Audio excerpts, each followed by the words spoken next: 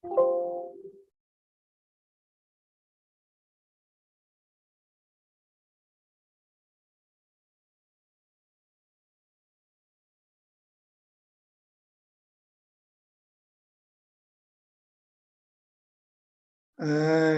morning, everybody, and thank you so much for joining this webinar titled Access to Market Opportunities within the Food and Beverages Sector, hosted by a proudly South African, pardon me. My name is Rams Mabote.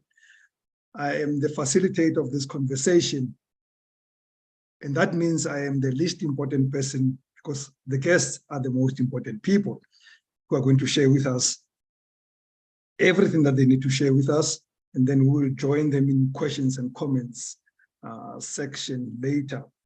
Let me just share with you how the program is going to unfold so that we are all on the same page. First, we're going to have the CEO of Proudly SA, Mr. Eustace Mashimbe, and he'll be followed by Mr. Sina Mgidi, the Senior Manager, Learning Programs and Strategic Projects at the SETA Grants. He's going to be talking about SETA Grants. He comes from Food and Bev SETA, and then from the SABS, South African Bureau of Standards, Rose Modise, Technical Head, Food and Pharmaceutical Microbiology will follow. And then we have Moni Mongwe is Executive Head, SME Business, Gauteng North and Limpopo at ABSA, a bank. In case you don't know who ABSA is, be very worried if you don't. And then we have an entrepreneur in the room, Stephanie, I should have asked you how to pronounce your surname, but I'm going to try, and if I'm wrong, you then correct me later. Seronio. Stephanie is director and founder and chocolatier of JackRabbit Chocolate Studio, and she's going to be sharing her journey with us. I am not going to read all their bios, they're very long, but firstly, let me welcome the panel and thank you very much for being part of this conversation, a very important conversation, a conversation in my view that has no end, because our challenges remain very huge in SME development. So there is, for me, no end in sight as to when we can stop having these conversations.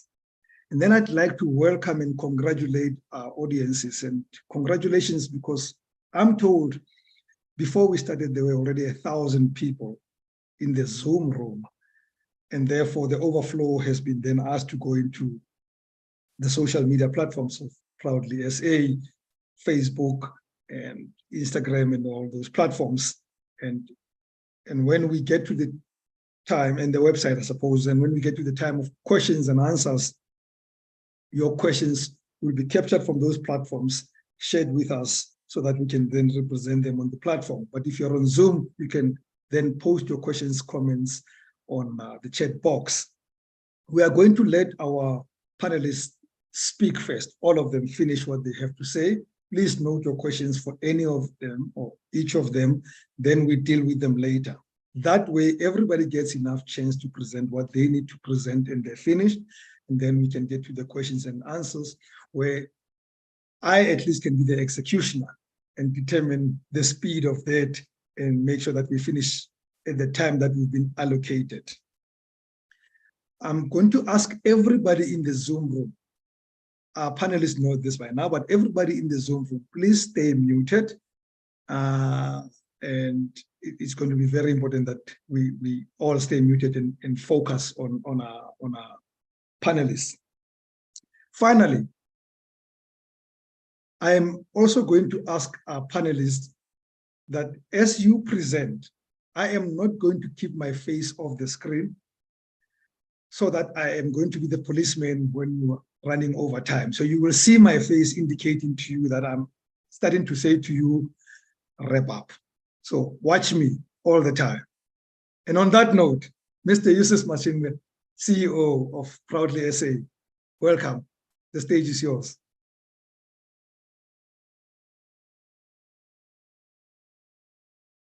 Good morning, Rams. Good morning. Thank you very much for the opportunity. Good morning to our audiences, our most important people, like Ram said, our guests who have joined us today. Thank you for taking the time to join us. Fellow panelists who are here.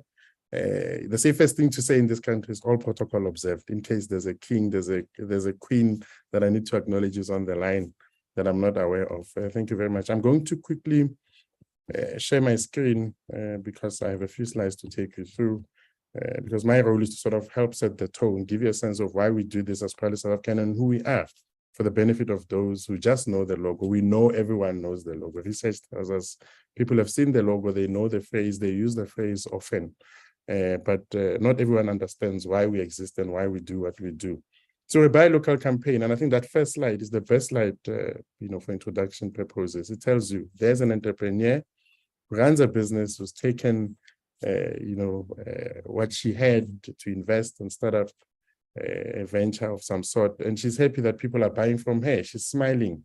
When people don't buy from you, when people don't walk into your places of business, whether you're selling a product or you're rendering a service, it defeats the purpose. And all of us go into business to make money, and you need people to buy from you.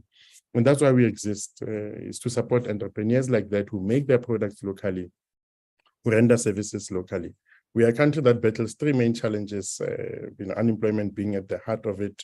And the numbers at the end of Q1, point to the fact that, with a population of about 60 million or thereabout, 7.9 million of us remain unemployed, actively looking for jobs. We can't find jobs. And there's another 3.4 who are discouraged, who are not even looking. So if you look at the expanded definition of unemployment, you're looking at a much bigger number, with up to about almost 12 million of our people unemployed. The ones who bear the most brand and who are most affected by this unemployment challenge are the youth, young people and women, especially Black African women. And so it's a big challenge that we all have to counter. So in the context of the work we do, I thought, let me put together a quick case study to sort of give you a sense of the impact of us making purchasing decisions that support or favor imports, that favor products not made in South Africa. And the furniture industry is the best one. I know today we're talking food and beverages, but this case study, I think, best illustrates what we're dealing with. So we used to have 3,500 companies that used to make furniture in the country, reduced to 1,100 just within a 20-year period. In terms of number of jobs, 50,000 people used to be employed in these companies that make furniture items and furniture pieces in this country. You've lost half of that capacity. Only 25,000 of those jobs remained within a 20-year period. These are just direct jobs. If you go to this next slide, there are indirect jobs that were also lost in the process. And these are jobs sitting in each of these industries. Because to make furniture, you require promotional raw materials, you require components that you can then utilize in the production process to make these products. And this includes synthetic fibers and from the plastics industry. The agricultural industry gives us natural fibers, hides and skins, which are converted into textiles and leather items. So the textiles and leather items also creates jobs in the process. There are metal parts that are required to manufacture furniture items. And so you require those from that industry as a furniture manufacturer. You also require the chemical sector to provide you with paints and adhesives. So there are jobs lost across all of those industries, whether it's at the retail point, at wholesale point. All of those industries lose jobs. It's not just the direct jobs that are lost when you go and you buy a furniture item that is not made in South Africa, but jobs are lost across all of these industries that are part of that value chain. And this is what we refer to as the multiplier effect. And so our mandate in that regard is to ensure that if there's anyone who's making a purchasing decision in this country, they choose a locally made product, and such that we can contribute to the creation of jobs. Going back to my furniture case study and my furniture example, when we buy furniture that is made in South Africa, those entities that are in a position to make those items will then keep making those items, and to continue to buy from them as demand increases for their items, they'll then be in a position to can create much needed new job opportunities. And this concept or this phenomenon of buying local is not unique to South Africa. It's something that happens across the globe. All over the world, there are buy local campaigns, especially in developed economies. It's a big part of their macroeconomic policies, and Australia is one. And in fact, the Proudly South African campaign was modeled around the Australian-made campaign when it was initially formed. And in the US, there's even legislation that talks to it. In fact, maybe let me quickly go to it, where is a quick case study to demonstrate how important this localization or this buy local phenomenon is to the Americans and to other developed economies. They even have legislation. In 1933, as far back as 1933, almost 100 years ago, they came up with legislation to form a Buy American Act, followed that up with a Buy America Act in 1982, and issued an improvement to that act in 2017. All of this aimed at ensuring that the labor-intensive sectors that are able to create jobs, much needed job opportunities for those living in that country, benefit from the procurement spend in that country. Even the current President Biden, within the first week of coming into office, already signed executive orders to strengthen Buy American provisions. And so the importance of localization, or the importance of buying local, these are just some of the benefits. It includes, what I touched on already. You buy from these companies, like you see those ladies, similar to the first entrepreneur that was on my first slide. They have a business, you buy from them, they're able to retain the jobs that they've created. As you continue to buy from them, they create much needed new job opportunities. And in the main, we have young people, like I said, who are unemployed. They will then acquire skills, because even some young people are graduates, have gone through the formal schooling system, have undergraduate degrees, etc., but they don't have any skills. And so as we continue to support the industries that are able to absorb as many of us as possible into those job opportunities, the young people will acquire skills. They can then go on to be entrepreneurs, like the young people you see on screen, and they can then also create much needed new job opportunities, because the role of government is to create an environment that enables entrepreneurship to thrive. And so we need entrepreneurs to come through the system, and skills are quite important in that regard. Through localization or through buying local, we're able to contribute to the development, and in our instance, the recovery of the economy. And we can drive empowerment, because as a new entrant, that one of the biggest challenges you might have is the fact that you're taking to market a product that is going to battle for market share, because the dominant players who are already out there, who have the shelf space, and retailers are not too warm to new products. And that's where this drive from Proudly South African helps you to acquire much needed shelf space, and I'll touch on it later. And so it contributes to driving empowerment, to improving the living standards of those who benefit from our decisions to buy local, the entrepreneurs, the people that they employ, including those who are benefiting from the breadwinners who then are given job opportunities. We know in this country, we are told that, in some households, the breadwinner takes care of 4, 5, or 6 people in some instances. And so the living standards of those people will improve as a result of us making decisions to buy local and supporting those enterprises that make the products locally.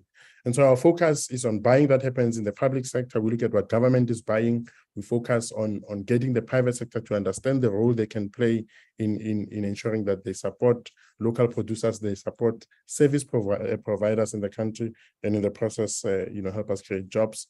We are meant to educate the general public on the importance of buying local. The public needs to understand that when you buy, you need to look out for a country of origin label on your beverage product, on your food product, on your packaging. Put the logo that says Proudly South African, because it instantly tells the consumer that the product is made in South Africa. Obviously, you must go through certain criteria, which I'll touch on. But the role of this consumer education drive is to say to consumers, if you buy a product that is made in China, you are creating jobs in China. That's why they have 1.4 billion people living in that country. But the unemployment levels always hover between 3 to 6%, never above that. In fact, there was an uproar when they hit 5.5% a couple of months ago, and mostly the youth being affected, whereas we still tolerate an expanded unemployment rate of 43%. So our role is to educate the masses on the importance of buying your product as a beverage producer, as a food producer in South Africa, such that they choose your product when they get to the shelves, and so that you can then be able to stay in business and grow your business. The last focus area for Proudly South African is we are meant to promote accessibility of locally made products and services. So as people, make a decision to say they're going to buy locally made products, they need to access them. And that is the role of PaliServCan, to ensure that those products can be accessed by the targeted market. So what does it take for you to become a member of PaliServCan? You have to comply with certain key criteria. And this includes, the first one, which is local content. If you look at the Proudly SA logo, is made up of the colors of the flag of the Republic of South Africa, telling the consumer instantly that you're about to buy a product that is made in South Africa, that the components and raw materials utilized in making these products are sourced in South Africa. So it's not just about wanting people to buy from you as a producer, but it's about you looking at your value chain and where the things you require, where the raw materials you require are available in the country, you need to buy those in the country. We then vet to see that at least 50% of the cost of producing these products, are sourced in South Africa. Secondly, products that are affiliated with us have to comply with the quality criteria. The tick tells you instantly that this is a high quality product and that you can trust that it will satisfy the need for which you buy it. The last two are softer issues. Companies that are affiliated with us have to comply with sound environmental standards and implement fair labor practices. So our focus in the context of entrepreneurship is that we have to ensure that those who go out in business are supported from an access to market perspective. I see Ramses back on telling me that my time is almost up, but maybe let me quickly wrap up in terms of access to market, Rams. I only need 2 minutes, and then I'll quickly play a video that I think is important for this session.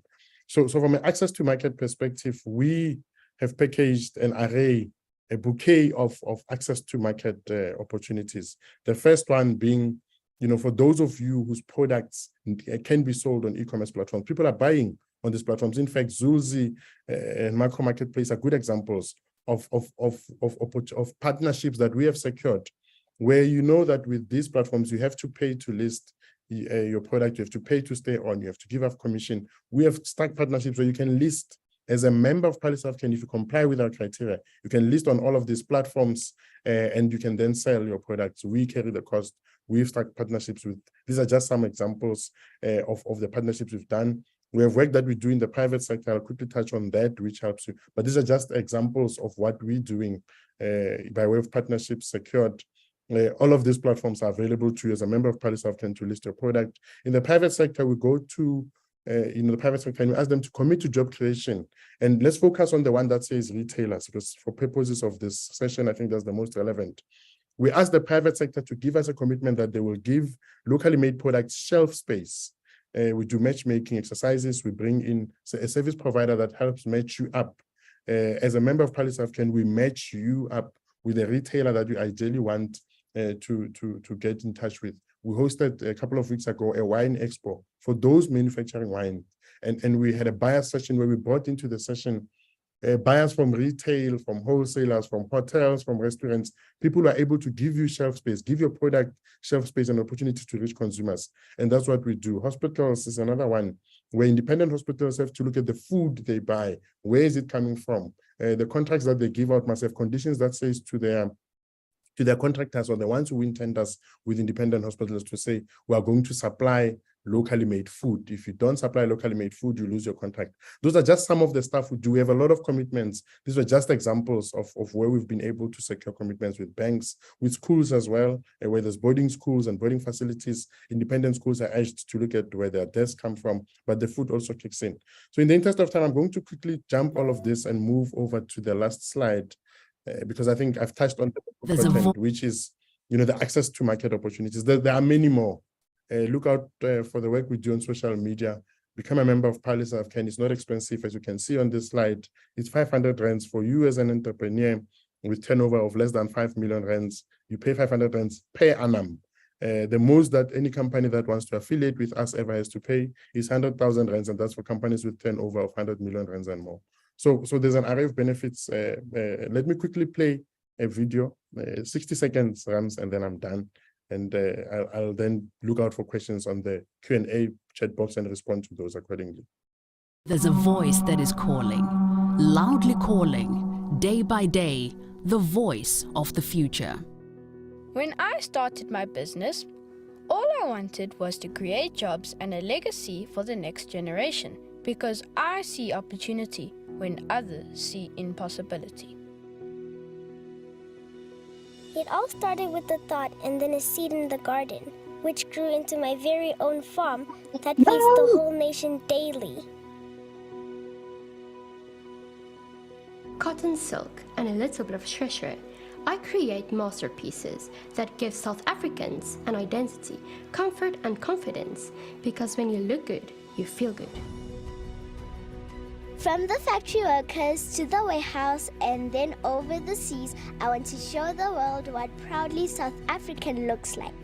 It all started with just some ink on paper and inspiration to bring people together. With my furniture, I now help create spaces that are beautiful, comfortable, and authentic to human light and connection. I've always been driven by curiosity. It fueled my dreams to create automobiles that accelerate our nation into greater possibilities and the beauty of the unknown. I was born into a rainbow nation. My life has been full of colors and mixed flavors. And when I started my bakery, I wanted to share that joy with the world and with South Africans in particular. All I ever dreamt of was to be a bird and fly high. And now I have the wings to help others fulfill their dreams of flying high too. But it can only be a dream until you make it a reality. All they need is your faith, your trust, your loyalty, your appreciation. And most importantly, Your support. because supporting local businesses Helps create jobs And secures our future. South Africa, their future is in your hands. So what are you going to do about it? Be proudly South African. Buy local to create jobs. And that's the campaign that we've put out now. It's meant to get South Africans to understand that the economy is in your hands, but most importantly, to get you to start thinking about what kind of economy we're going to pass on to the next generation. So hit the call from the kids, buy local to create jobs. My contact numbers are on the screen. info@proudlysa.co.za if you want to join Proudly South African. Go to our website, proudlysa.co.za. Follow us on social media. There is a lot of access to market touch points and opportunities. I just did not have enough time to go through all of them this morning that you can benefit from as an entrepreneur, and that is the role of Proudly South African. Whether you manufacture products or you render services, the role of Proudly South African is to ensure that we help ensure that you recapture some of the market share that has been lost to imports. Thank you very much. Thank you so much, Eustace. I have listened to you at the very least 100 times, and 100 times I still walk away with the same feeling. Your job is difficult, mate. Great as it is, it's a very difficult job. You are in the forefront, of transformation, really, if you think about it. Transformation, because we come from a country that did not have equality, and therefore you trying to make sure that the playing fields are equalized without so much power. You don't have power. You are only an agent. You are only an agitator. You're also in the forefront of development. I know a number of organizations that have worked with you, some of whom I interviewed on different platforms, who are completely grateful for the work that you do. And some of them can speak about prosperity because they walked across a road that was written Proudly SA, and that was you. And you led them in the path by connecting them with the right people. And the problem is that transformation, development, and prosperity, at least in our country, they are in conflict, these concepts, because the players are not always in sync. They're not always looking for the same thing.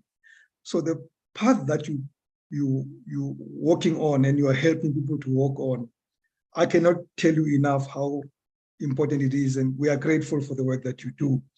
I hope that the board keeps on keeping that gun to your head not to leave, so that you continue doing this work. Thank you so much for your presentation. So our next speaker is Mr. Moni Mongwe. He's Executive Head, Gauteng North and Limpopo of ABSA. He has over 21 years of banking experience in both developmental finance and commercial banks. His career started as an agri-specialist 21 years ago and is now one of the dynamic leadership of ABSA relationship banking. He's currently, as I said, executive head SME business for Gauteng North and Limpopo. And he comes with a big brain. He's got a postgrad diploma in management practice with the University of Cape Town, honors degree in agricultural economics with University of Limpopo. Moni, the honor is yours, brother. I shall leave it to you. No, thank you so much, Prarems. It's really a great pleasure to have you in this session. I listen to your shows quite a lot, so it is really an honor to be doing this with you. I would also like to thank Proudly SA for inviting us. We have been working with Proudly SA for quite some time, and we find these sessions very, very valuable. So thank you for, keeping us involved in these sessions. Fellow panelists, I greet you, but most importantly, all the SMEs joining us on Zoom and all the social media facilities. As indicated, my name is Moni Mongwe. I'm the regional head for SME business in Gauteng North and Limpopo. And I just want to speak a little bit about what we see in this sector, and also speak to some of the initiatives that we have started in terms of making sure that this sector is supported. So we're going to highlight the potential, of the potential and challenges of the food and beverage sector, and also showcase ABSA's commitment in supporting the sector. And we're going to start with some insights into the sector. The food and beverages sector is a significant contributor to South Africa's economy, playing a vital role playing a vital role in the employment sector. It is an important. It plays a vital role in the economic output of South Africa. It is a vital role in terms of export earnings. It plays a very, very important role in terms of rural development, as well as value add. So if you look at employment generation, most of these, SMEs would be in the form of small-scale farmers, food processors, manufacturers, to restaurant and cafe staff. So we play a very, very huge, role there.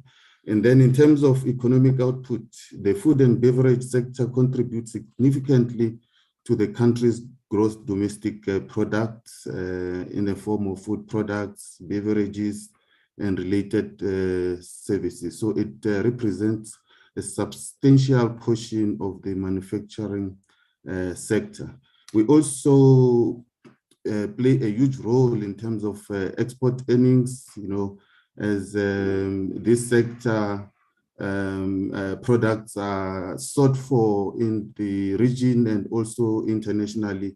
You will know that when you go overseas, sometimes they ask for, our wine and many other, products in South Africa. But I think what is quite important for me is the rural development aspect of this sector, because most of these businesses are located in rural areas and therefore contributing to the development of those areas and creating, employment opportunities And then the other thing, and as Mr. Mashinzi was saying, you know, the value add, you know, making sure that the raw material is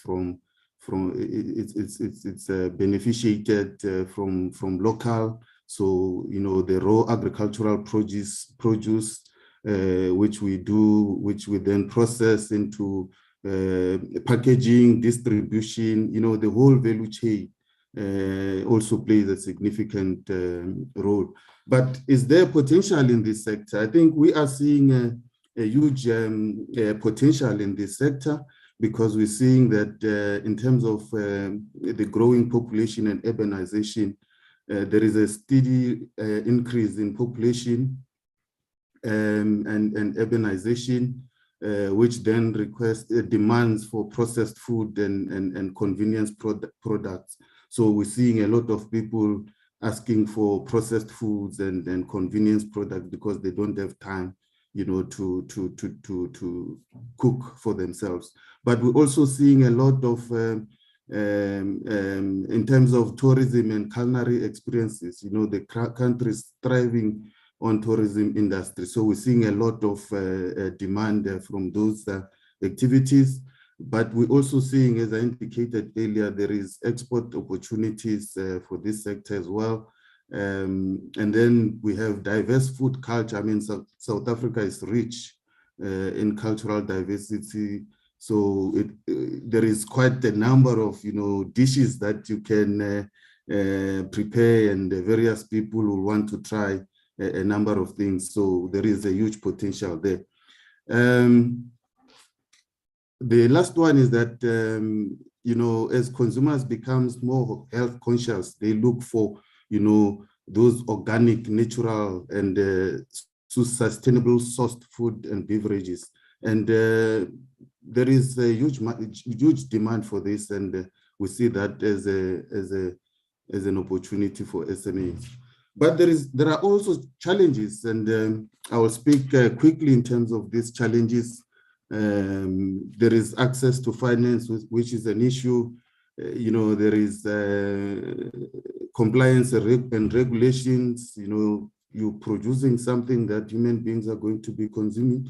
So you need to adhere to stringent health and safety measures. So that is also an issue.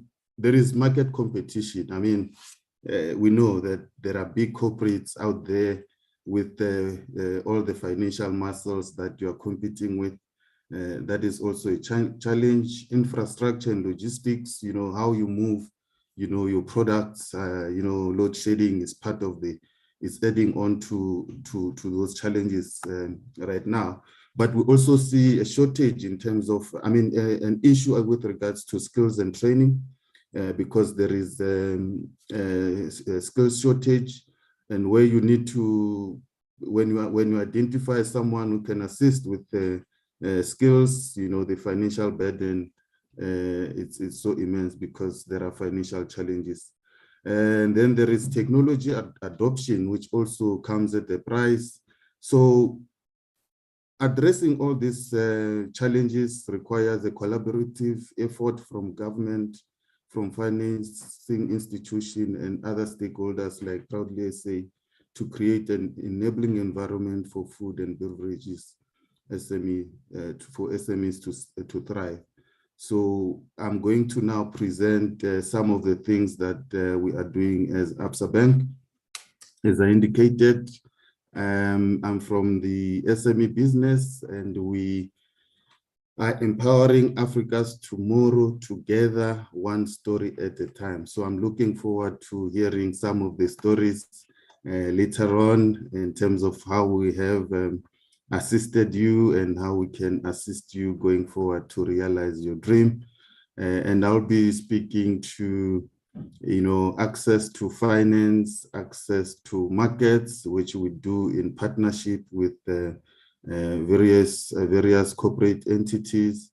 I'm also going to speak to one product that I think it's quite important, which we try to rally the community, to support small businesses, local small businesses. And why ABSA? Why one can ask that? I think ABSA is uniquely placed to be the core banking partner for SMEs. Yeah, we're not here to compete, but we have been awarded quite a number of awards. So we are dealing with an award-winning franchise. We have nearly 12.5 million customers across the 10 African countries. In terms of our merchants, your point of sale devices, we are the most stable acquirer in South Africa over the last 24 months with the best systems available and support. We have innovative products, and one of which I will share with you just now. And we have extensive, coverage in South Africa with over 774 branches, over 8,000 ATMs, and 24 cash centers. Now, I spoke about supporting local businesses. We have started a campaign, I think last year, which we thought was going to just assist in, as we're coming from COVID, just to rally local communities to support their own local businesses. And we thought we'll run it for a period, but a decision has been made that we're going to continue with this because there is a lot of value for both, the SMEs, but also the consumers. The main objective of the ABSA Small Business Friday initiative is to raise awareness and to, support small businesses in South Africa, but also to encourage consumers to support SMEs and buy local. So when you join this small business campaign, what the benefit would be that you increase, your customer base. We have marketing material, so consumers will be able to see when they come to your shop that if they buy from you, they will also be able to get rewards. So there is rewards for the SME, but also for the consumer. You put your business on the map, and we have seen businesses that join us, the turnover more especially on the point of sale devices increases. When it comes to lending, we have alternative lending. So one of the issues when we speak of access to financial assistance is that financing is there, finance is there. You can go to any other institution, they will say, okay, this is what you need to do. But for most SMEs, while that funding is there, they find it difficult to get the funding because sometimes, financing institution would require, collateral, and that's the collateral that most SMEs don't have. So we have alternative lending in ABSA, which we look beyond, the collateral aspect. So we look at the viability of the business, the availability of market, the experience of the business owner, how they will run the business and so forth. And if that is positive, we are then able to engage our various stakeholders in terms of supporting, be it a guarantee or be it, unsecured loan. So we have loans for agriculture, BEE finance, women empowerment, youth empowerment, and so forth. Then we have finance for, vehicles, trucks, but also equipment. I'm showing the medical equipment, but your processing equipment, wherever you get it, be it local or be it overseas, we are able to finance you. And then we also have loans for, operations, be it working capital or be it expansion, where maybe you need to erect a warehouse or whatever the case might be. So we have, finance for that. And then lastly, we have enterprise development, which it's a supporting structure because we believe that we have to really contribute in terms of enterprise development. So we have a department that deals with, making sure that they assist in the business development, making sure that the business plans are up to scratch before they get to us. But we also partner in sessions like this where we expose, access to markets. We also, support the businesses with non-financial support, which is various programs that is aimed at assisting SMEs to understand, their financial the financial aspect of their business, how to manage your business, how to do a business plan, and how to go out into the market.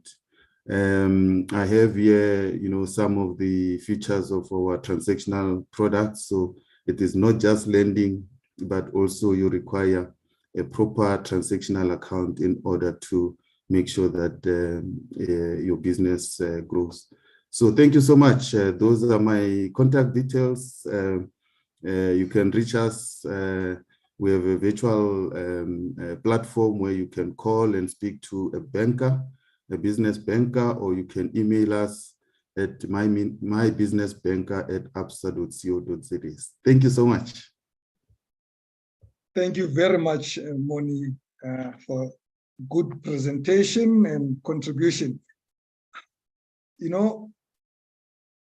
Banking is, the banking sector will always face a backlash from those that seek opportunities, right? And you know that I don't have to tell you. I listen to what you're saying, and if I opened conversations with our guests, the panelists, people who are in the room with us, the entrepreneurs, they will tell you how they don't understand what you're telling them because they're not seeing them in what they're doing every day. And I always feel that there is a challenge to do things differently. I like this concept that you mentioned of alternative lending solutions, because I really believe that doing things the old way doesn't work. I actually do not believe that powerful businesses, those that were created especially since 1948, were created with conventional banking. Things were done differently to make them successful. And if we're going to do that for SMEs today, and particularly Black businesses, we need to be more deliberate in how we do things and put more skin in the game to make things happen. But thank you for that. And at this moment, I think my love for money betrays me, because money, you were not supposed to be the next speaker, but I saw ABSA and I got excited and I got you in because I have this, I got this obsession for money. But anyway, thank you for the presentation. And for that, I truly need to apologize to Sinai Mgidi, who was supposed to be our next presenter. And I hope he's going to accept my apologies. So let me introduce you, Mr. Sinai Mgidi. He's the holder of a Master of Management in Public Policy degree, who is self-motivated and enjoys taking on new challenges. He's the professional with strong work ethic and ability to think laterally to solve complex and unusual problems. He comes with more than 25 years management and leadership experience in scoping and implementing learning and development strategic projects and programs with a focus on research development of guidelines, procedures, and the development and implementation of monitoring and evaluation instruments. I'm actually not even sure what I'm reading. It sounds so powerful, but you'll tell us more when you speak. Sinai has spent over 15 years in the SETA environment and is currently Senior Manager Learning Programs and Strategic Projects at the FoodBev SETA. Mr. Mgidi, as you accept my apologies, the stage is yours. I know you've accepted my apologies already. Okay, fine, thanks, facilitator. And actually, I was worried. I thought that I'm the one maybe who did not read the agenda correctly. But I just realized, no, that actually I was correct because I was just proactive. I even wanted to show my slide on time. Okay, thanks. And thanks to everyone who has joined this webinar. As indicated, my name is Sinayam Kiti. I'm the Senior Manager, Learning Programs and Strategic Projects at the FoodBev SETA. I'm so inspired by all the speakers who just speak before me. And I think one of the things which is common here, I think, is the issue of skills development. In terms of the areas that I'm going to cover, because of the time constraint, there are those that I'm not going to pay much focus on, but there are those slides that I'm going to make more focus on, which are more relevant for this session. So these are the items which I'm going to cover, but I'm not going to go through them now. In terms of the FoodBev SETA, we are one of the 21 SETAs whose core function is the facilitation and the development of skills. And within the FoodBev SETA, it consists of 5 chambers, one being baking, cereals, confectionery and snacks, beverage manufacturing, dairy manufacturing, manufacturing of food manufacturing products, processed and preserved meat, fish, fruit, and vegetables. These are the different chambers, which in the main, their focus is on food production as well as beverages processing. Then in terms of our core function as the SETA, what is our mandate in relation to today's discussion? Number one, our main responsibility is the establishment of learning programs that will consist of learnership, apprenticeship skills programs, internships, work integrated learning, adult education and training, candidacy, as well as recognition of prior learning. Then the second one, one of our mandate is to approving workplace skills plans and annual training reports. In this regard, entities will submit their mandatory grant applications and we process them and provide 20% of their contribution into skills levy back to the companies. And thirdly, we also, in ensuring that we develop the skills, we do the provision for discretionary grants. This will include pivotal and non-pivotal programs. And in terms of the pivotal programs, these are more of the occupations and qualifications that will lead you to a full qualification, which will ultimately be certified. But however, we do not just stick to that. We also provide non-pivotal programs. These ones, in the main, we provide them through the special projects. But I'll talk later in terms of that one, because I think that is where most of the SMEs will feature in. We also identify workplaces for practical work experience to make sure that the quality of the theory that the learners might have received, then it is complemented by the practical skills. And lastly, we register agreements for learning programs. That is to say, once all the applications has been done, we also make sure that in line with the regulations, the learners are registered. We monitor the progress of their learning until at the level when they are now getting their qualifications. I will not go into these details in terms of our vision and mission, but just safe to indicate that the key thing in respect of our vision is to drive and be the innovator for quality skills development through pivotal programs and non-pivotal programs, which are brought in through the partnerships.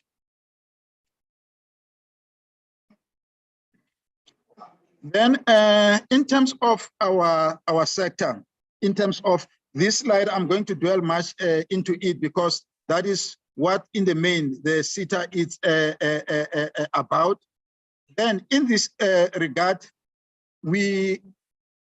I must indicate that this is important, that 87% of the entities within the FoodBev SETA are the SMEs, or are the small, medium, and micro enterprises. So you can just imagine that if 87%, then the medium and the large companies, they only share 13% of the FoodBev sector. So it just shows you how important and crucial are the SMEs within the FoodBev sector. And the other thing, just to emphasize that the future of entrepreneurial skills in the sector will need a rapid increase of hubs to support small businesses. So one of the things that we are doing, in as much as the SETA, our focus is more on skills development. However, we have realized that, as you might have indicated earlier on from the opening of the CEO, when he was talking, that amongst the other things is to make sure that for you to be registered with Proudly South Africa, you need to make sure that the quality of the products that you are producing, in terms of the quality criteria, they look into this. And also to say the fruit processors, are they producing what is supposed to be the product that they are taking to the market? Is it the real product? But what I'm trying to say here is the fact that with FoodBev SETA, these skills which are required to be a member of Proudly SA, and there are skills which are required, like Moni has indicated, for instance, that there are some critical challenges in terms of our SMEs. Amongst them, when he did mention that it's skills and training, because even the banks will not provide you funding if, for instance, you don't have the proper skills. So it is against that background that, and that is where we as the FoodBev SETA will fit in order to make sure that those gaps are closed. And FoodBev SETA also commit to assist with the delivery of the commitments through funding and supporting more SMEs over the 5-year period. So, and as I'm speaking now, over the past 3 days, it's our last day now in a straight session. And we've realized that one of the key things wherein we've been contributing, but it's still not where it is supposed to be, is the support for the SMEs. But why is that important that we support them? It is important in that most of our SMEs, they do start a business, but there is no sustainability and success, like Moni indicated earlier on. So if there are proper training provided, then those will be able to be addressed. Hence, we as the FoodBev SETA, as our core function, we need to make sure, and that's what we are pushing at all costs, to make sure that the skills that are being provided are relevant for the SMEs and are relevant for the sector.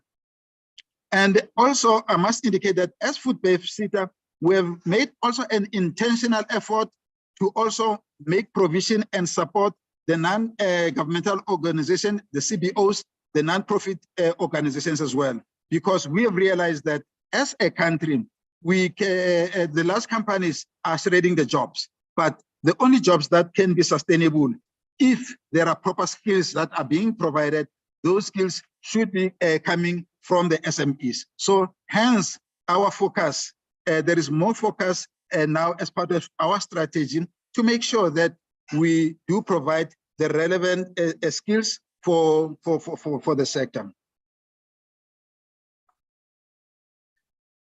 This is, I'm just outlining here in terms of our partnerships approach, because this is an approach that we are following to make sure that any partnership or engagements that we've got with our SMEs, it does not fall off the crack. It's very important that over and above the discretionary grants, if maybe members from the Proudly SA, they would like to partner with FoodBev SETA, there are basic things that we as FoodBev SETA will be doing and things that we will be expecting from them. One of them is a proper conceptualization in terms of the idea.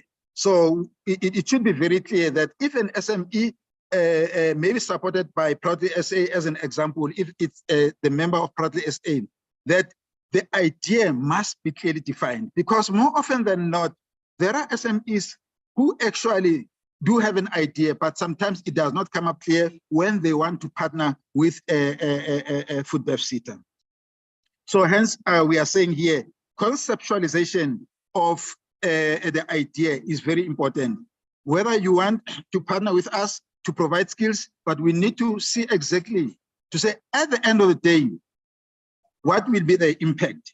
And to say, why is it that is different that you are offering from any other areas which are offered by any entities. And the second part is around planning, because we need to, if you make a proposal to partner with FoodBev SETA in terms of skills development or funding for equipment or any other area, it should be very clear to say what role are you going to bring on board. And I must indicate that here, where I'm talking about the partnership is important, that the SMEs, when they want to partner with FoodBev SETA, it's something that wherein there should be a roles for you as an SME and vis-a-vis the role which will be provided by FoodBev SETA. So when you want to partner with us, your role in terms of the part that you are going to play in this partnership should come up very clear. The other area is the issue of resources. It's important for us to make sure that in us partnering with you, do you have the necessary resources? And in terms of the resources that we are going to provide, is there a way that one can be convinced that there will be sustainability and success in terms of the partner that we are engaging with? And obviously, going forward, we are also look into the issues of communication and engage. And most importantly, once we have partnered with you, the issue of monitoring and evaluating the success of our partnership is very important. So these are some of the things which are critical for FoodBev SETA, for entities that would like to partner with. And I must indicate and emphasize that in as much as our core focus is within our sector and it's within the programs which are offered by FoodBev SETA, as indicated in the next slide. However, if there are supplementary skills or training contributions related to marketing, related to business training, those the FoodBev SETA does provide a support for those over and about the core skills which are more relevant to the sector.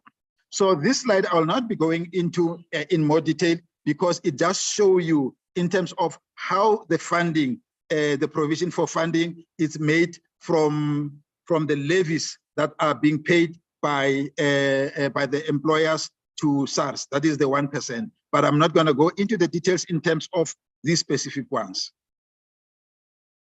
And these are the different programs which are being offered and available within the SETA. And I must indicate that in the main, what we have discovered that with the SMEs, mostly it becomes more relevant to identify specific skills related to their product, wherein most of the time it becomes more relevant that they can provide the skills programs. So I'm not going to go through, it's a long list, but I'm not going to go through it in detail, but I must indicate that you identify the relevant skills that you will need.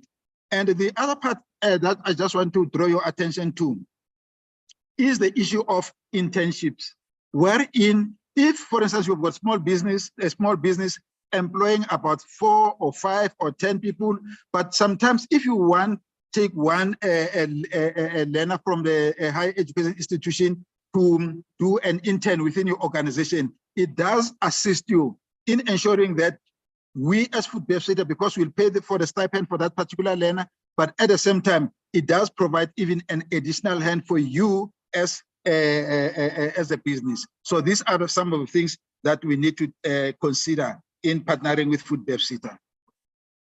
So members, these are the top 10 hard to fill vacancies. But however, like I've indicated, the list is not limited to these ones. There is a long list of up to 100 skills or programs which we are offering. And some of those programs, like I've indicated earlier, they are not within the FoodBev sector. They are programs which are quality assured by other SETAs. But if those programs, they do bring meaningful contribution to the sector, we do make provision for those. So yeah, Chairperson, I think I've just tried to be more quicker but I think most of the things we'll be taking them as we go through the discussion, because like the facilitator indicated earlier on, I think it's more about engagements and discussions more than just a presentation. Thank you for that one, and thanks to everyone. Thank you very much, Snaye. You've opened my eyes up to more stuff. I mean, I know a bit about the industry, but your presentation opened my eyes to amazing things that I'm hoping that those who are joining us as listeners and viewers, the entrepreneurs, will engage you more on. My biggest takeout in your presentation is that the fact that you guys foster collaborations.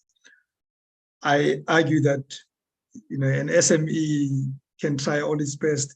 If it can't get collaborations with the right people, the opportunity of success is almost zero.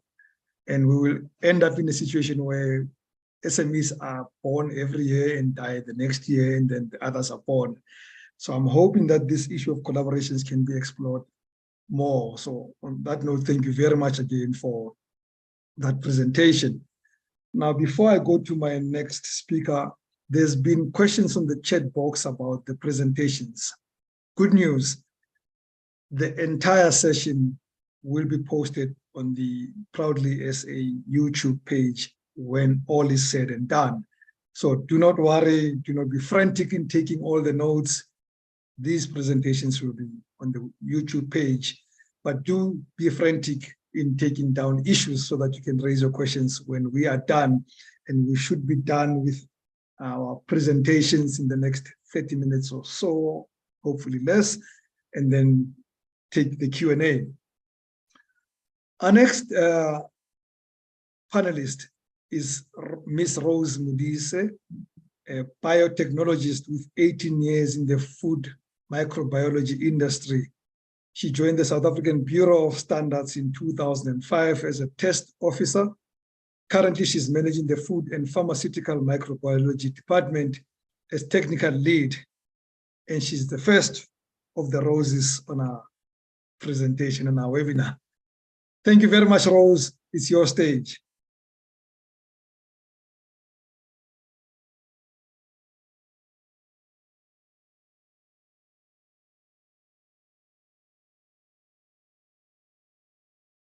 Thanks. You are unmuted. Now we can hear you. Yes. Thank you, Mr. Mabute.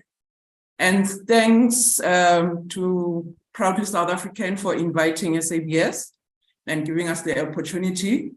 And then I would like to pass my greetings to the panelists as well as the audience at large.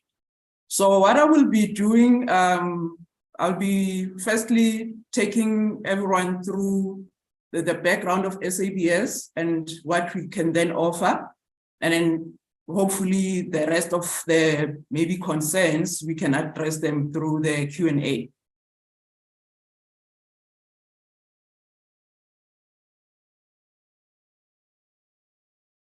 And SABS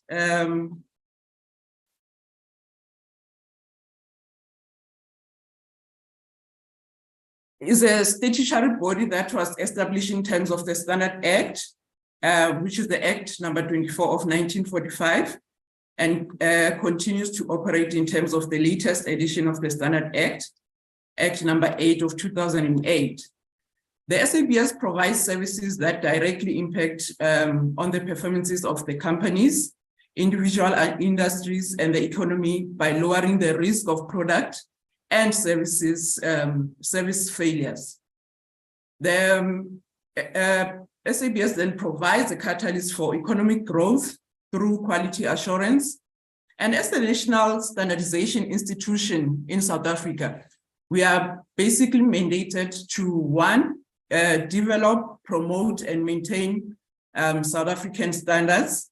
This is where SABS would then develop standards based on the requirements of the South African requirements within the South African, or even maybe compare with what people are looking for, or globally as well, and try to then develop standards based on that. And then secondly, promote quality in connection with commodities, products, and services. And then thirdly, render conformity assessment services, which will assist in matters connected therewith. And then the SABS objectives are aligned with those of the DTI and the broader government effort.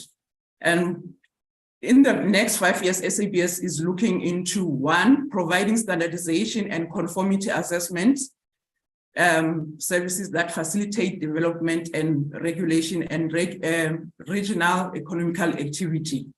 So conformity assessment would be then where we come in, where we do the assessment of the products, we do the analysis of the products against the standards that are available. And then secondly, the SABS will increase the output of relevant standards and conformity assessment services. As I said, will then ensure that our standards are developed according to the needs of the nation.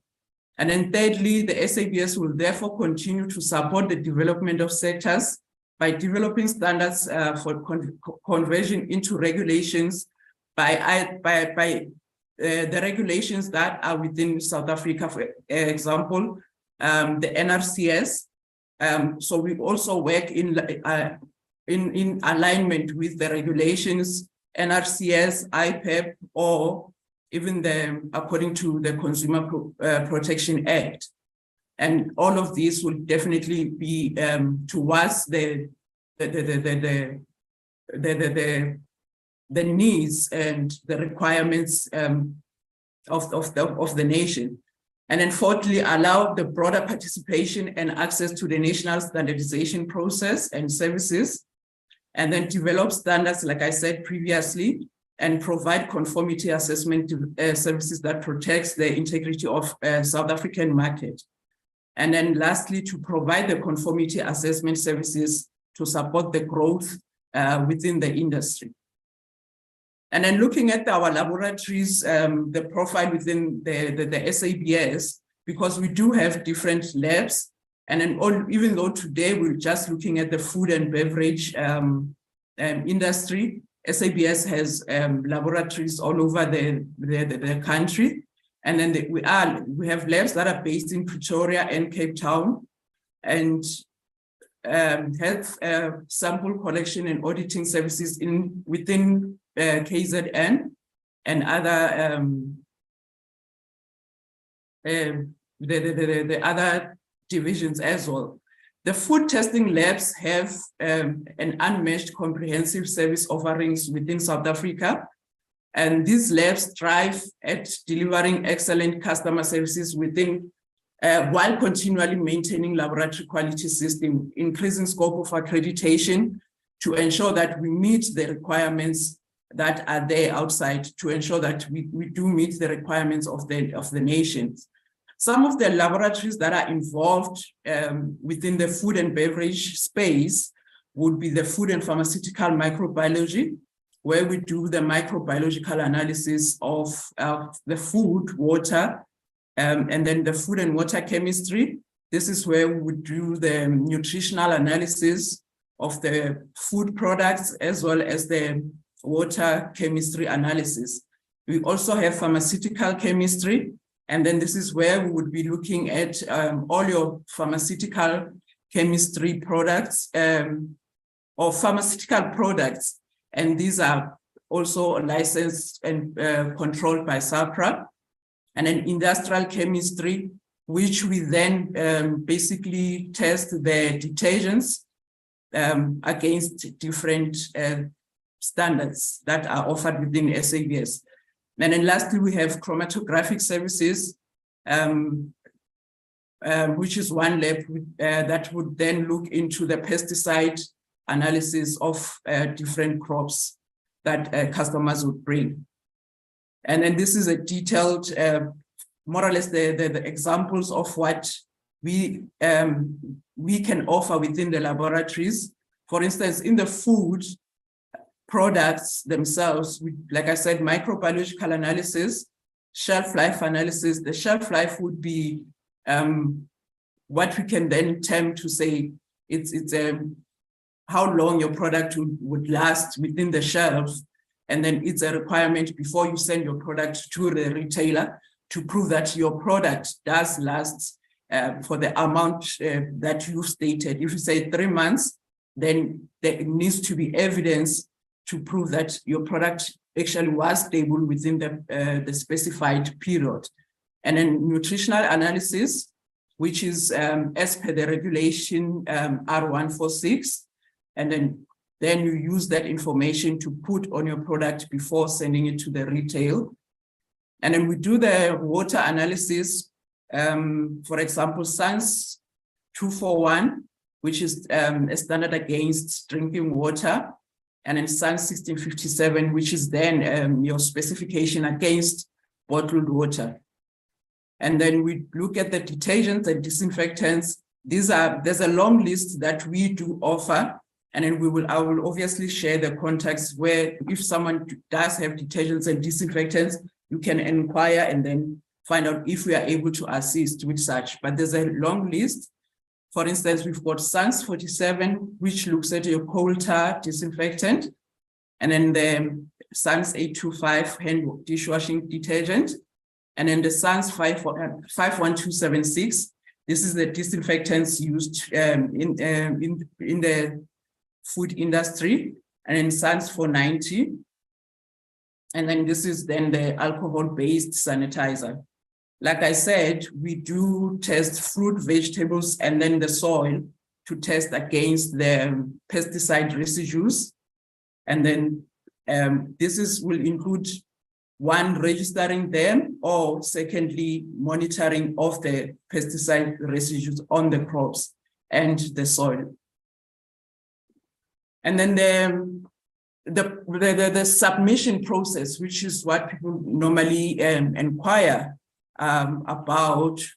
So we've got two instances: either the customer is coming directly, or they are then funded by SETA. So firstly, one, you will have to then submit your application form. You send a query, and then we will send you an application form for us to be able to open an account for you. And then secondly, then we send you a code for you to accept. So for the cash account customers, you then have to then send back the signed quotation with the proof of payment. And then the credit account customers, you send your signed quotation to accept, and then the purchase order, which will be an instance if you do come through SETA and then you are funded by SETA, then you'll just bring your signed quotation as well as the purchase order. Then we go through the sample submission, where you bring your product for analysis, and then there will be instructions that will be given to you. For instance, if you bring in your water samples, it should be sampled in a sterile bottle, and then your food packages also should be packaged in a manner that it won't be contaminated, because you find that there are people who just bring their products which is not fully packaged, and then this introduces a risk of contamination. And then when you do get your results, you find that it's not representing what your product is, but it's due to contamination, and a lot of contamination can happen through transportation of your products from your place to the SABS. And then all the samples must be clearly marked and accompanied by all the paperwork. Like I said, SABS is quite broad, so products that are marked and have paperwork, then it's easier to identify and show that it gets to the correct laboratory, and then analysis can be done on the product. And then the last step is for the analysis to be conducted, and then test results sent to the customer. And then lastly, I just need to emphasize to say this process is just for results to be given to the customer. There are people where we still have a confusion with when does a person put the SABS mark on their product. That is a separate product than what I've explained here, because that process we call it certification, and for you to be then certified by SABS, SABS will have to come and audit your manufacturing processes, ensure that firstly, if you, for instance, you have system certification in place, and ensure that you have a quality manual and quality management system is being done within your premises. But this process is just one process of testing, which can be done by someone who just manufactures maybe the product from home and just wants to bring the product to see if it's fit for consumption before they can even start the processes. And then lastly, these are the contact details, should you then have any further details. Thank you, Chair. Thank you, Rose. Congratulations, you're the first panelist to finish before my warning phase. Well done. Thank you very much for that. By the way, I just got discouraged by your presentation. You know, for all these years, I thought that your services are free to South Africans. I thought the taxpayer carries the fee. And I'm sure a lot of people who are listening to us now would not even afford. I mean, I don't know the fees. I don't know how much you charge. But if I brought a product that you needed to test and approve, just a ballpark figure, how much does it generally cost to go through a process like this? It would vary from, for instance, let's say the microbiological analysis, and then again, it depends on how many products you want to bring. Let's say one. Okay, even average. Yeah, average and estimates, if I may to say. From microbiology, it can range from 1,000, but then moving to other divisions, then it will be even more. Maybe up, for instance, I think the nutrition analysis would be, I stand to be corrected, around 12,000. But I think that's what I mentioned to say, most customers come through SETA, and then they are funded through SETA.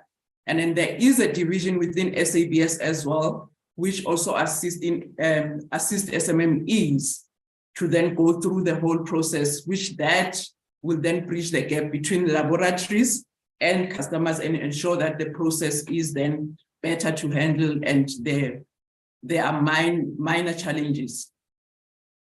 Okay, I'm answered, and thank you very much for the presentation. I'm sure there'll be further questions that you will have to field in a short space of time. So let's move on to our final panelist.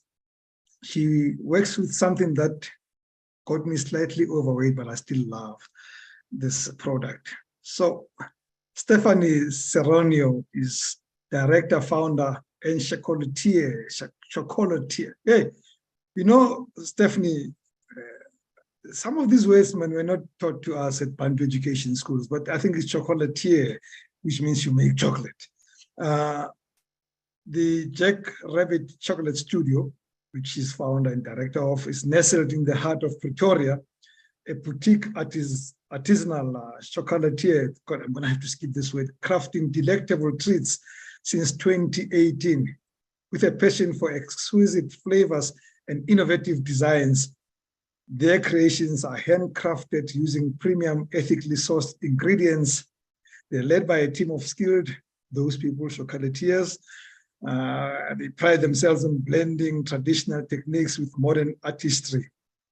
Their diverse range includes rich, dark chocolates, creamy, soft, cantered bonbons, indulgence, boozy, liquor truffles, I think I like that one, and beautifully artistic hand-painted chocolate bars, all carefully curated to delight and discerning palates.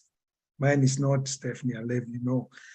At JackRabbit, they believe in the transformative power of chocolate, where every bite is an enchanting experience. Savor the essence of pure cocoa. Is it cocoa or cocoa, please? With us as we restore the wonder of chocolate. I have read the marketing pitch, Stephanie. Now you're going to do the presentation on your business. Thank you very much. Do two things for me. Help me about the pronunciation of your surname and that word that has beaten me so many times.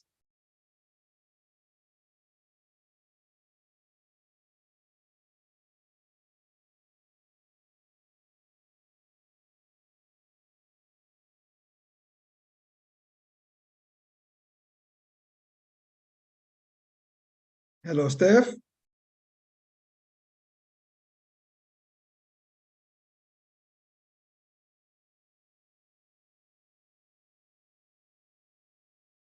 I think Stephanie is having connection issues. When Stephanie joins us, hopefully she does, we will then let her do the presentation. So I'm going to go to the Q&A session before its rightful time. And I'm going to be coordinating with the team from Proudly SA in the background about questions that some of you would have raised for our guests. But I'm going to start with my own questions and then take your questions. But I probably will ask 2 or 3 questions so that I don't hog the stage for them. So, and my first question actually goes to the CEO of Proudly SA. Eustace, are you making progress in getting South Africans to buy local?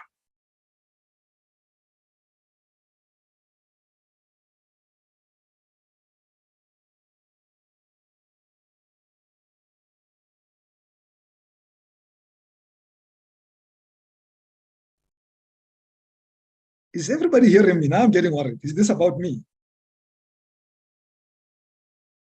We can hear you very well, Rams. When I'm ignored by the host, I get worried. Mr. Mashimje? I'm here. I'm sorry. My network disappeared for a couple of minutes, and I think that's when Okay, I'm glad it's back. And in fact, that's my worry that at some point, some of us may be impacted by our good friends from Megawatt Park. So we need to finish before those guys come in.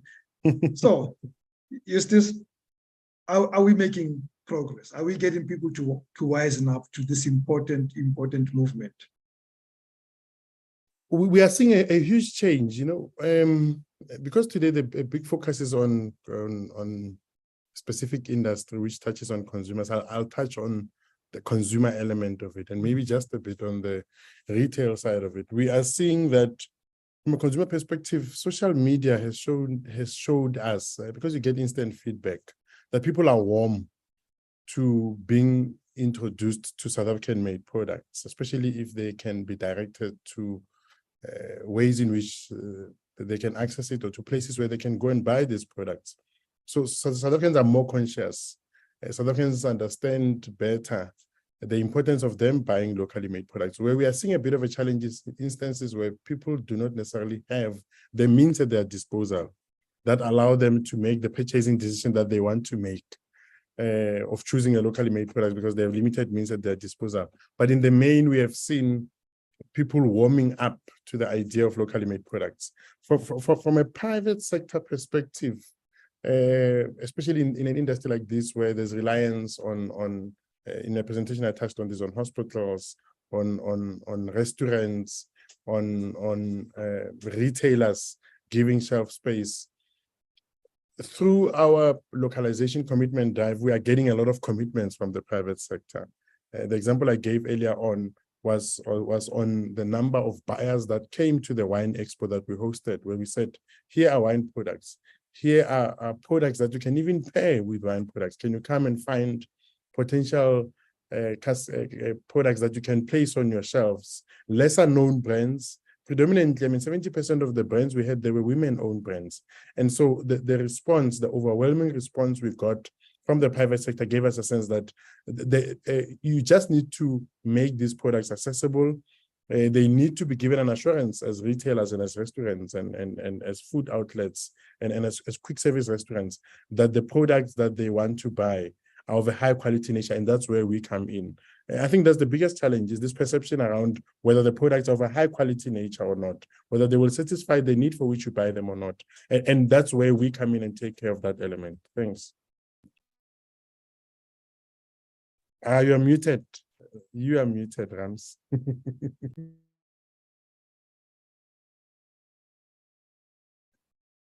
Okay, I'm back. Stephanie, thank you very much for rejoining us. I had already done the introduction. I hope you heard me do the introduction. And I want you, before you tell us more about your business, to help me with pronouncing your surname and that difficult word that's making my life so hard. Chocolatier. I think I'm never going to get it right in this lifetime, but just for my sake, tell me how it's supposed to be pronounced as you start your presentation. Well, thanks very much for your patience with me. My connection is testing us today, and I think you got the pronunciation just great. Chocolatier, you know, where everyone has got their accent of doing it like the French chocolatier. You know, I think you did really great. So well done. So I think first of all, just want to say thank you to the Proudly South African group for creating this opportunity and for including us. I think my participation in this webinar is filled with a different type of facts, as opposed to all of those that had very educational presentations that were prepared by my esteemed panelists. I think I'm just going to give you like a quick introduction about who we are and what some of our most memorable experiences are in business, in the small business sector. And so we're, as mentioned, just artisanal chocolatiers, just trying to create a market for ourselves in South Africa. And it started by it was kind of like a dream. And I feel like dream chasing is such a serious business. So I just started at home. I had about 8,000 Rand saved up. So with respect to capital, it wasn't really a significant amount. And I just wanted to get started. So I created this product that was the hand-painted chocolates. I really had a very specific idea with what I wanted to do. And then I started making these chocolates just at home, trying to sell them to anybody that would buy, which was very few. And then I thought, well, how can I compare myself to other people? How can I create some kind of opportunity for a peer review? I need people to give me feedback on my chocolate. And so I entered an international chocolate competition, and I didn't get a reply from them. And then eventually, after I had sent them quite a series of emails, I did get a reply back to say that I can't enter because they don't have an African category, which to me was quite outrageous, considering that the majority of chocolate that is grown, or the cacao that's grown in the world, originates from Africa. And so I continued to email them in a series of what could only be described as abusive emails. They then replied back to me to say, if they allow me to enter the competition, will I just please promise to stop emailing them, which I obviously didn't, because now I've got this entry into this competition. So it gave us an opportunity to kind of evaluate ourselves against international peers and see whether our product is actually up to the standard of what other chocolatiers are doing. And you know, sometimes as an entrepreneur, you're in this little fantasy land where you think that your product is amazing, but maybe other people don't think your product is amazing. And so it was really important for us to, you know, just see, like, am I being crazy or do I have a product? So I entered it, and through the process of being part of this competition, I needed to go through a series of challenges that I didn't anticipate. The first of which was exporting a food grade product that I had no testing background with, and I had no, you know, safe food production facility. I didn't have any experience in that. I didn't have any certificates. I didn't even have a real business. I just kind of had this idea and this product. And so it was asking a lot of favors and finding out how I can do things and finding all kinds of loopholes and figuring out how export works and how customs works and finding a forwarder and exporter and then how much money that was going to cost. That was an insane amount of money. So I had to kind of borrow and promise to pay back and all these kinds of things to make it work. And then ended up sending samples to Turkey or via Turkey to Budapest for this international competition. And it was probably one of the most stressful times of my life. Well, at that stage, I thought was the most stressful time of my life. And just waited to hear our names at the award ceremony, watched it on Facebook Live, because obviously I didn't have the money to travel to Budapest. And then our name wasn't called. And I think I went through, what can only be explained as an emotional roller coaster, where I just kind of slammed my laptop shut and was like, I'm just going to burn everything that I've bought. And, I didn't win anything. I'm such a worthless chocolatier. And I guess that was just kind of like an introduction to what it would be like to be a business owner. And then the next day I went through, I guess like the first stage of grief, where I was extremely angry and in denial, and maybe they didn't get the samples, and, maybe I am just terrible. And then I got an email from them to say that the grand jury have awarded us a gold, but because we're not European, technically we couldn't be a part of the competition. So they awarded us the gold. And so we have 2 weeks to get to London to be at the world finals of the International Chocolate Awards. So I set out, and Moni, you'll be happy to hear this, to my local ABSA branch to go and beg for a loan so that I can go to London, so that I could beg for a visa, so that I could actually be part of the competition, where we subsequently won silver. And so after that, I just kind of came back, head held high. I'm not a total failure. Everything's going to be fine. And then started my business. I had to open a shop because people were starting to arrive at my house, which was a little bit inconvenient, and just kind of grew from there. And it was organic in my growth. As mentioned, I didn't really have a lot of money, so I just had to just kind of go for it. And all of the money that I made, I reinvested in the business. And so, as I said, starting off with 8,000 Rand, that was kind of where we started. And now we have a production facility. We've got 9 wonderful ladies working for us. We always try and support other women-owned businesses and other small businesses specifically that don't have to be women-owned, but that's kind of what we really try to do.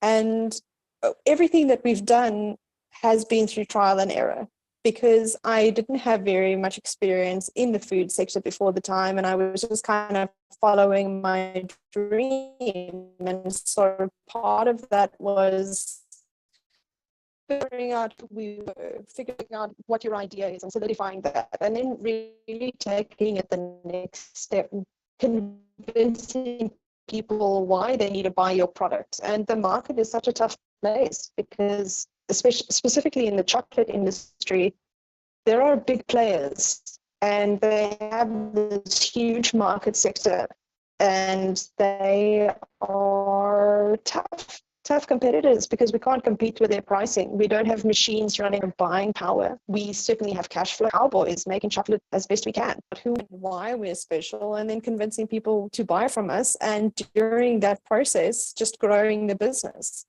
And so while we were kind of working really hard on making chocolate, we've tried to create some opportunities for ourselves. One of which was to export to Japan, which is kind of amazing. And now Japan is one of our biggest clients. And they really opened the window to the export, world, because we can actually leverage the euro and dollar rand exchange rate in our favor. It's not the best, but we can actually use that for our benefit, or to our benefit, so that we can still earn reasonable money by taking advantage of the exchange rate. And so that's kind of where we started with our exports. And now we have opportunities within Europe, and, the world is a big place. And so hopefully we can be able to export more and more every year, just keep growing the business, trying to go, expand on what we have, follow the dream, create an additional bigger market for ourselves, and just, support other smaller businesses. What we've built is kind of as a foundation. This is a woman-owned, women-run business, and in that there are challenges that are specific to women not just within the sector, but just within the working world. And I've actually attended some seminars now in Europe where it was very interesting to find out that women are much less likely to be funded by seed capitalists or venture capitalists, but are more likely to pay back their debt and pay back a return on their investment. And I think that that's something that's really important, you know, to think about, is that if you're a woman and you're really trying to make it in business, it's really difficult sometimes to kind of get a start and to get people to believe in you, but you have to believe in yourself and you have to really believe in your product. And I think that the best way to describe my experience in small business is that of an emotional roller coaster, because you have extreme highs and extreme lows. And I mean, perhaps this is a very singular experience, but the time that I've spent working in my business has been the hardest that I've ever worked in my entire life. And I think that people don't really think about how hard they're going to work when they start their own business, or that people from the outside don't see how hard you work when you have your own business. And that's something that you really need to take into consideration. I think that's the only thing that I would say, that I'm truly dedicated to my cause. And I think that that's something that really reflects in our business. And as we can continue to grow, we need to continue to stay true to who we are, keep persevering, and then just keep chasing the dream, you know? And so those, like, our experiences are quite extreme, and some people tell us that it sounds like a dream, and to other people it's quite literally a nightmare. But that's all part of owning your own business and being in small business, and the challenges that are presented will be, you know, exciting to deal with. Stephanie, I'm going to interrupt I think that's you. basically all I wanted to say. Well, my interruption was then well timed. Not the best of lines, but no doubt one of the best stories of entrepreneurship I've heard in a while. Thank you very much for your presentation. You are a typical entrepreneur, right? I mean, we all look for opportunity. We start and we hope, we hustle, we borrow, we beg, and come short of stealing to building a business. And well done to you for having reached, you know, the stage that you have reached now. I find it slightly ironic that you've hit a lot of success building markets outside this country, and all of us stuff ourselves with chocolates that are brought from outside markets into this country. It is so ironic to me, and this is not a slight on those companies that are doing business here. I'm just saying that it is said. But sticking with the theme of our conversation today, I'm going to ask you an immediate question, then I'll leave you to everyone else to ask you questions. Do you, in terms of markets, do you think that the best route has been, which I suspect it is, that taking the boutique route that you've become, or to rather go on the bigger shelves and have a price fight with the big boys and girls, and hopefully sell more product for less money, so volumes will count? Yes, I mean, I think your question and statement are both super valid. I think that South Africans have this concept and idea that everything outside of South Africa is better than South African. You know, everyone is always talking about their imported things, and look, this is what I got in Italy. Oh my goodness, this is imported from Europe. But actually, South Africa has something super amazing. And I've spent quite a lot of time in Europe now trying to find suppliers and trying to kind of find markets for us to export to. But as South Africans, we have truly unique South African problems, but that creates something within us it's quite amazing. And we have incredible products, we have incredible talent, and we have incredible people, and we have to showcase that to the world. And so all of these chocolates that's imported from foreign places, they've just shown us that they're the best, and they've kind of indoctrinated us into thinking that Belgian chocolate is the best or Swiss chocolate is the best. It's all just good marketing. And so we just have to kind of show people that we're the best.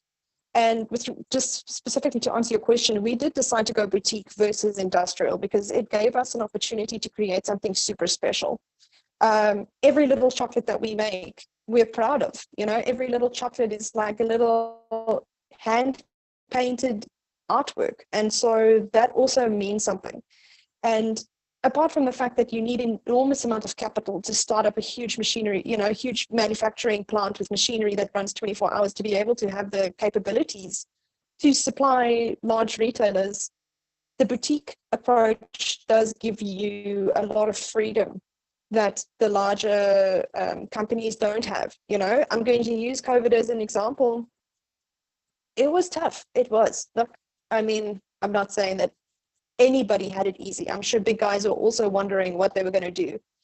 But we were directly impacted immediately, where we had gone into straight panic mode. But being small and being boutique gave us the opportunity to be able to pivot and really think to redefine where we were. We created some products during, sorry, that was my camera. We created some products during COVID that now are the products that we're exporting.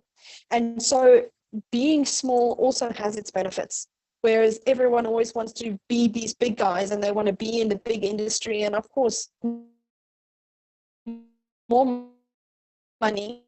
Again, I'm sorry, I'm going to interrupt you. I think I am answered. We're going to be running out of time, so I need to get other people. More sales, more money. But with more money, more product, more sales come more problems. And I think that when you're small, you have to figure out how to get there. And so for me, it was kind of, I wanted to create something. No problem. Thank you for that, Stephanie. I'm going to ask all my panelists to put their faces on the screen again as we do the Q&A. It's going to be quick, and I'm going to request all of you to please be as brief as possible in your answers. The opportunity we will give to people who are asking the questions to then contact you privately for more detailed answers, but we don't have enough time. I certainly don't have. Megawatt Park is visiting me in about 16 minutes, so we need to be done by then. So please, I'm going to ask you, when a question is asked, we get to it quickly, and then we can give people your details to contact you. Mr. Snai, there's a question from somebody here. They say, I'm a sommelier. I think that word I know how to pronounce, tells you how much wine I consume, and would like to be accredited by the SETA. What is the process? Thanks. If would you like to be accredited by the SETA, we have got a quality assurance department which is dedicated to assisting our training providers with the accreditation. And I'm going to leave my number so that you can contact our quality assurance department, because they'll provide you with more details. Yeah, your details will be in the presentation, so don't worry. We'll put all the details in the presentation that everybody's going to get. But the question has been answered, and thank you very much. Eustace Nedisim Timkulu, he says, to register with Proudly SA, you need an ISO. What if you have an R638 certificate from your manufacturer? Can you use that R638 certificate instead? I don't know what that means, but I'm sure you do. Please answer that question. Yes, you can. As long as it's a certificate that confirms that you adhere to the standards prescribed for the industry in which you operate, we do give you a membership. What we don't want is lack of compliance with the standards prescribed for your industry. So it's not just ISO. Yes. I'm not sure who's going to take this question from Shashika Jagannath, who says, I'm in the flatbread industry for 13 years. Is there a designated personnel to assist me to upscale?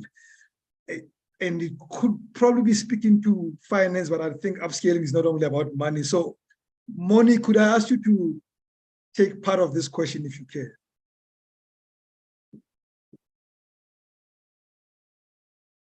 Yes. Yeah, look, we're open to engage. Maybe if we can ask the participant to reach out to us so that we can get the details of the business and to check where they are, and then we can link up with the relevant enterprise development consultant to assist. Thank you very much. Rose, somebody echoed my sentiment about the issue of cost. And I'm going to expand that question and say, is the cost to getting my product tested and accredited and approved not inadvertently supporting the situation where that Eustace doesn't like, where I then go directly to China with a pre-approved product and I don't have to worry about getting approvals from you, because then it takes time and costs me money.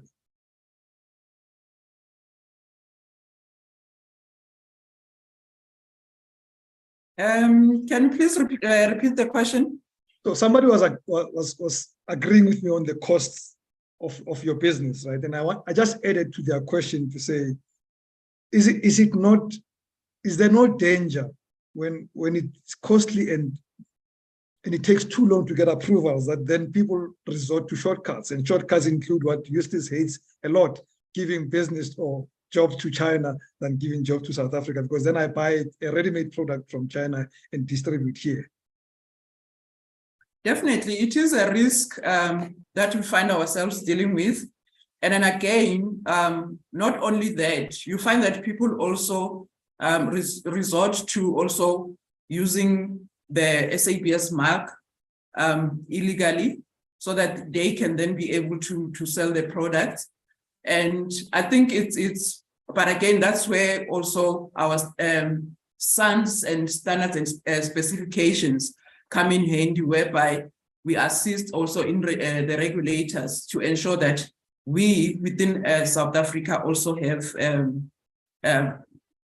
proper and quality products that are within South Africa and safe for the consumer to use. So yes, the challenge of finance is there, but like I said, the fact that SETA is there and then there is discounts that are offered to consumers, I think it's something that they can contact us, and then we can then take it further to see how we can assist them further. Excellent.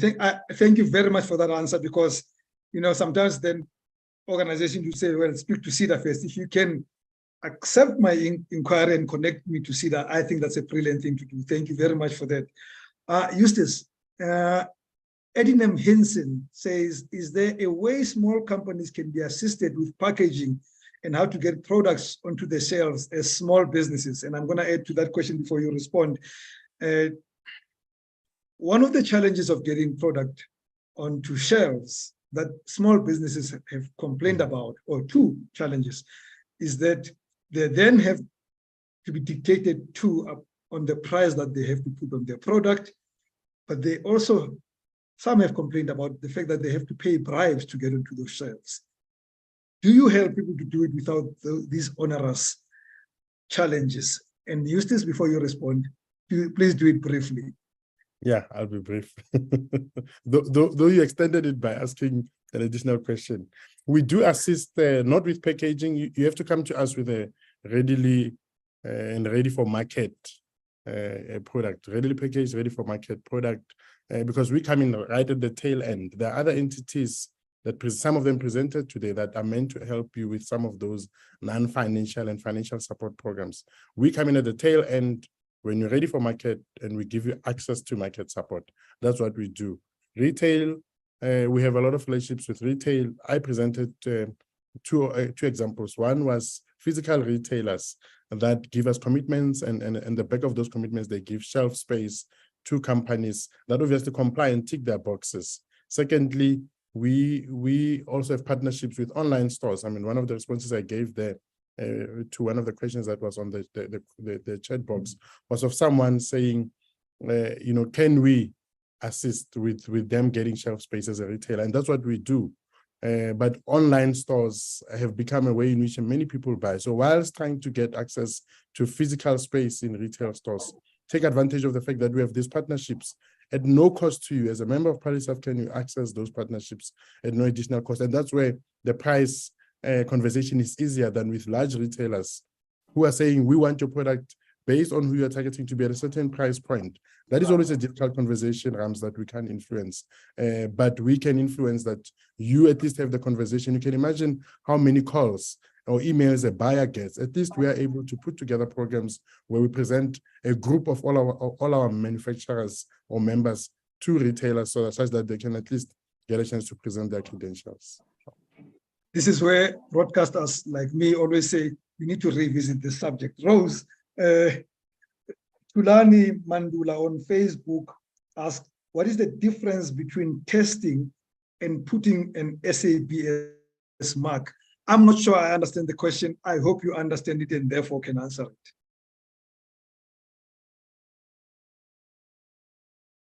Okay, thanks for the question.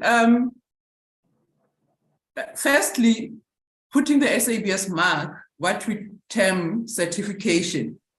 Like I said, it looks at the whole process during your manufacturing. So there will be auditors that will come to your premises and audit the products and then bring the products to the testing lab for us to then analyze.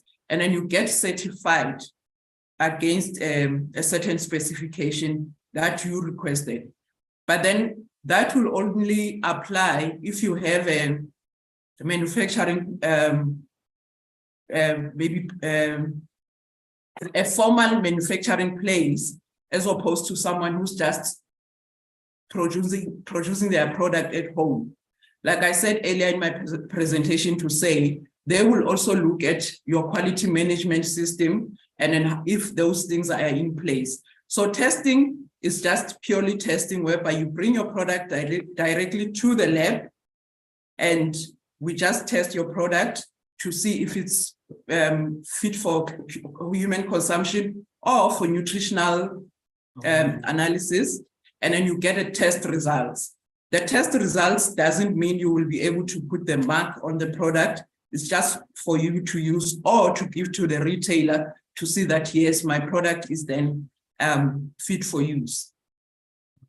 Thank you very much. I think this one is for you, Sinai. Tato Mokotu says, I own an accredited culinary school, but I want scholars to be able to attend the school using bursaries. Are you able to assist me? Thanks for that one. Just to indicate that, and my apology earlier on, my battery just died and I couldn't get a connection next to me. Yes, FoodBev SETA does have the bursaries. However, what I want to indicate is that in terms of our bursaries, we offer bursaries through the higher education institutions, meaning, as you would know that all the higher education institutions, they do have the bursary officers or the bursary department. So it is the institutions who apply on behalf of the students to us. We liaise directly with the HEIs. We don't liaise directly with the students in terms of bursary offerings. Thank you. Thank you very much. Nelisa Bobi says, thank you very much for the wonderful opportunity to attend this insightful webinar. Our SME, which is a training company, has recently been accredited with FoodBev in generic management. I would like to know the process to access business within the FoodBev sector. How can I access the database so that businesses can be aware of Kayoli Talent Solutions and the offering? Now, before, I think Sinai, you should respond, but I'm actually going to give a challenge to Stephanie, if you can. You know, when I hear entrepreneurs ask about somebody to help them to give them database to get clients, I always say, which part is your role? Can you talk about how you you've spoken about it, but briefly how you went out to get businesses that can buy your business or your product? Stephanie? This is not my lucky day with Stephanie. I may have to have chocolate at the end of this. That's a super tough one. You know, I think I'll try and keep it as brief as possible. Yeah. Oh no, yeah, I'll definitely have to send you some. It's really difficult to try and say how to define your own market, but I think a lot of it has to do with how you present your product and who gets to see that product. Into the incorrect target market doesn't help you. So people need to like your product, and then they will tell other people who will then buy that product from you. So it's really, I want to say it's almost impossible to accurately answer your question, to say, you know, I can almost not tell you how to do that, how to get it in front of the right people, other than to try and convince them that they need to try your product. This one is for you, Stephanie, again, and it's not a question. Unati Bongambanga says, wow, I'm excited to hear the story of a young and adamant, powerful woman. I am motivated. That's kudos to you there. There are millions other questions here, but we have run out of time. However, I'm going to ask all of you, the panelists, to go into the chat and look at the questions that are directed at you and respond to them, please. There are lots of questions. Unfortunately, though, we can't take all of them, but I think that we have achieved a lot today. I am convinced, and the comments say so. People are very happy with the webinar. They're very happy with what has been presented. They're asking more questions and asking for more opportunities. Interestingly, for some reason, nobody has asked very tough questions to the bankers, and I'm not going to do that either, Moni, so you are relieved for now. May I, even though I've been given the right to conclude alone, may I ask Eustace to say one last word, and I'll say the goodbyes. No, thank you very much. One last word, and I'll be brief because we're out of time. As part of South African, we want to thank all the panelists, Rose Mudise, Moni Mongo, Sinayem Giti, Stephanie Seronio, all of you and your respective organizations for participating today. I heard we were challenged by some, including the FoodBev SETA, to take up an opportunity to partner with you. We were definitely taking that up. Thank you to all the participants who were able to stay on. There was a comment from someone who even said she was sick. The first 2-hour webinar where she's been able to stay logged on throughout. So get well to you, and thank you to all of you who stayed on. I see the numbers are still high, showing that there was interest from Proudly South African side. This is what we do. And we are here to help contribute to making this economy a success, especially as we endeavor to help it recover and to create much needed new job opportunities. Lastly, to the Proudly SA team that helped put this thing together, thank you very much to our facilitator and program director, a good friend of Proudly South African, Mr. Rams Mabote. Thank you for again doing this for us. We truly appreciate it. Have a good afternoon. Thank you very much, Eustace. Thank you very much to all of you panelists. Your stories are wonderful. Thank you very much for making sure that we will change this economy for the best. Thank you to all the participants. I'm sure I could not go through all of your comments and your questions, but as I promised, the panelists will go through them. From me, it has been an opportunity to facilitate this webinar. I'm so old, I want to say webinar, and I hope that it has been helpful to as many people as possible. Do all of you have a great day forward, and I wish all your businesses and all your organizations success. Cheers.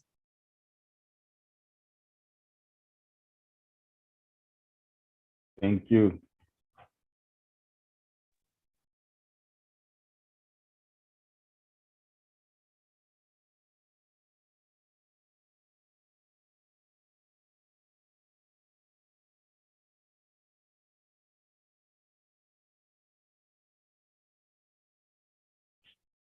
Okay.